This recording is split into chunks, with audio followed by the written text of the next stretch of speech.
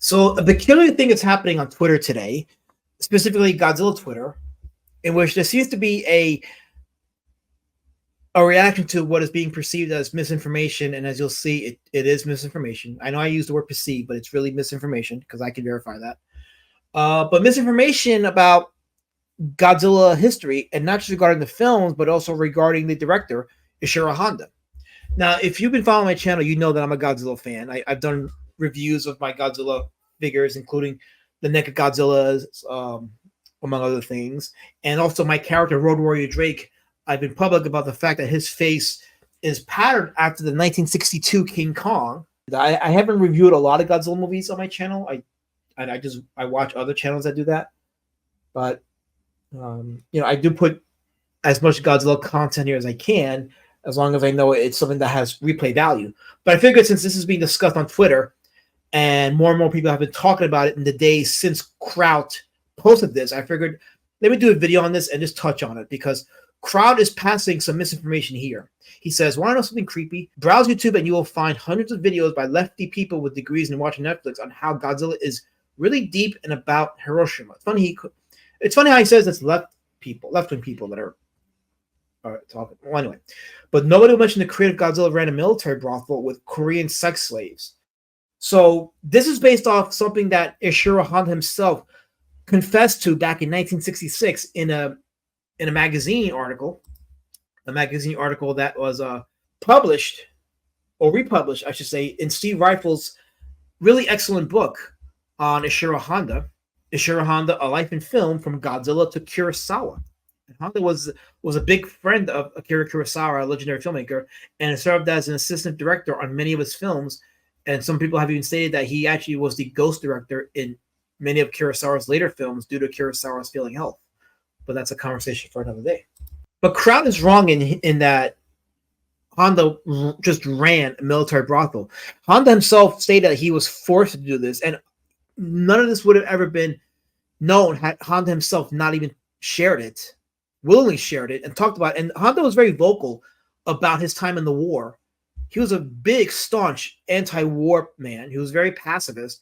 And if you've seen, not even just the Godzilla films, but if you go backwards to his World War II films, the movies that he directed after serving in the war, prior to the original Godzilla, it's about the sufferings of the people during wartime and the scars and the trauma left behind since then. That's why the original Godzilla is such a spellbinding and effective movie, because it's really a war film with a giant monster in the place of an invading army.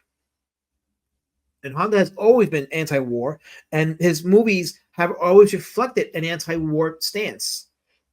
And what's interesting is that anti-war stance was carried over beautifully in Godzilla -1, especially in the beginning of the movie when it's revealed that the main character did not follow through with a kamikaze mission. And the sentiment is that, why would you die for a government, especially a government that knows it's losing the war? Why would you die for that? And throughout that movie, you see how the Japanese people understand the evils of their own government and how their own government used them as props for a battle that none of them asked for. But they joined together voluntarily because Godzilla is a greater threat, and Godzilla is directly affecting the livelihoods of the Japanese citizens. It's a wonderfully told tale, and it's one of the few Godzilla movies that is moved along by the human characters. But again, not a review of the movie as much as it is just talking about misinformation. And speaking of misinformation, there's a gentleman who runs a YouTube channel called Lockstin and Gnoggin, and his video, which is a few months old, has been the subject in the last couple of days of Godzilla misinformation, and he spreads his own misinformation here. Now, granted, I appreciate that he's talking about Godzilla in a positive light and acknowledges the influence that Godzilla has on current media, especially Pokemon of all things. Well, not of all things, it makes sense, but he talks about it and understands the influence that Godzilla has on current media, but he also spreads some misinformation too. So let's look at some of the video here, which is titled Pokemon Kaiju Origins Baxcalibur. So like with most horror movie monsters and action heroes from classic movies, while the first of their franchise is deep and profound and symbolic and considered a masterpiece, the sequels really got kind of cash grabby and silly, you know? I immediately think Rambo. I mean, the first one was this deeper movie about Rambo, a tragic victim and victimizer of war and violence. You get metaphors for PTSD and emotional trauma, and it's not only glorifying the violence, it's showing just how messed up it is that stuff like this happens. And then in the sequels, he's shooty, mass murdering, stab, muscle man, war hero, explosion America, whoa! And the same thing happens to Godzilla. Sure, it invented a genre, but that genre kind of got silly. Like, oh, Godzilla, he's fighting an ape now. He's helping other humans fight other monsters. He's flying like this somehow. It just got more and more ridiculous, to the point where the kaiju genre was seen as a thing for kids, more so than for adults. I mean, think about the Ultramans and the Power Rangers and all that. It wasn't until Godzilla -1, nearly 70 years later, that the Godzilla franchise got back to its roots as not only a powerful and emotional metaphor, but also as being award-winningly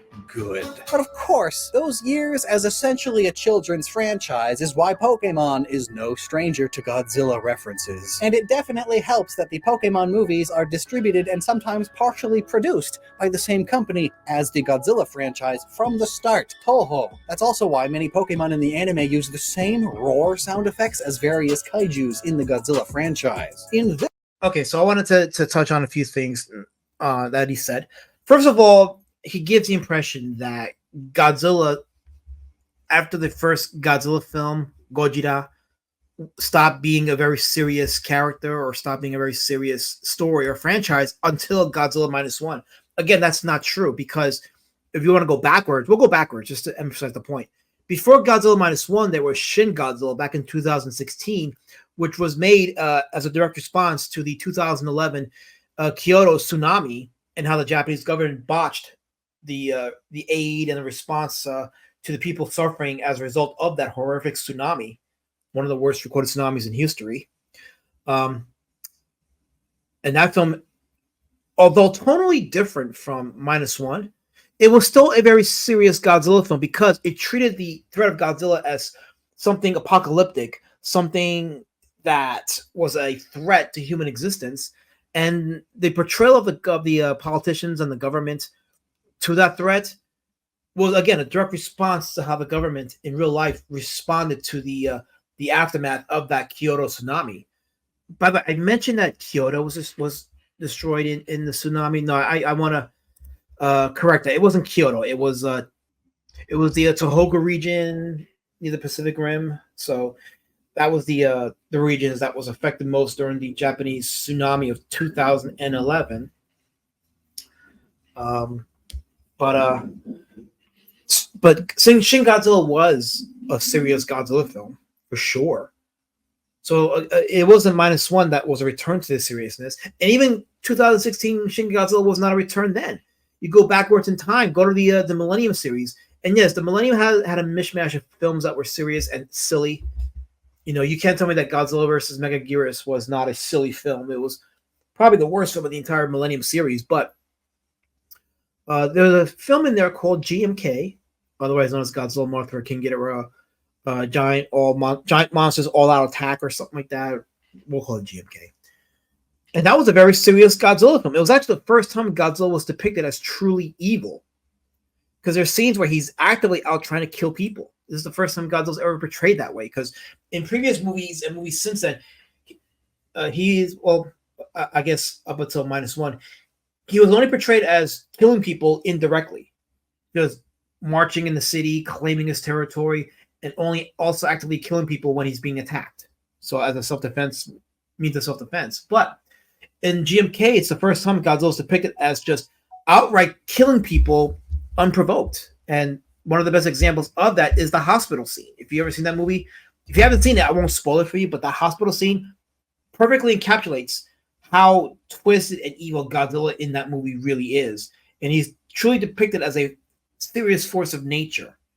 And you even have like flashbacks of like Godzilla's original 1954 attack and you have some of the main character who, as a child, was separated from his parents and never saw them again. It's a very traumatic depiction there. So that movie was very serious, and that's why it was also regarded as one of the best Godzilla films in many people's top 10 Godzilla films, I would say, when they do their Godzilla lists. They go back before that. You go to the Heisei movies, starting with Godzilla 1985, which probably depicts Godzilla about as horrific as he was in the first film. And I think there was even an attempt by the special effects department to make him look pretty scary. And they borrowed the formation of the eyes from like his Mothra versus Godzilla incarnation. And yeah, it's a pretty scary looking Godzilla.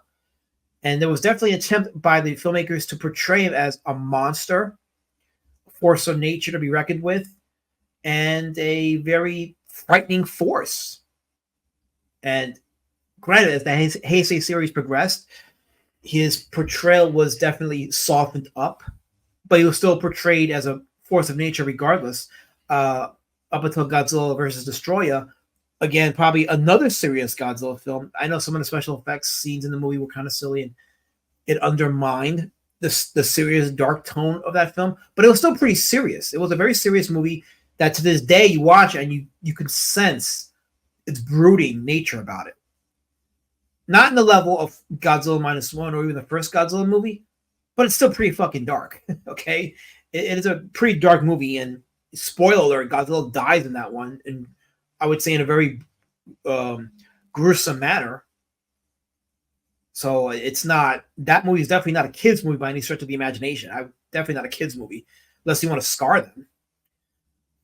But again, to say that Godzilla didn't return to seriousness up until all the way in 2023 with Godzilla -1 is inaccurate, very inaccurate, and it should be talked about. It should be dissected because it seems like the misinformation about Godzilla is growing, and Godzilla history is tied to our socio-economical political history, the environment of the people at the time the movies were made, especially with regards to Japan.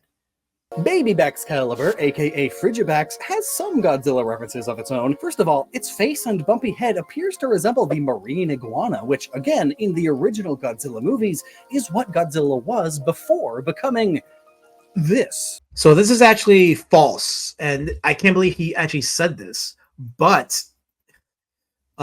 it's very clear with Dr.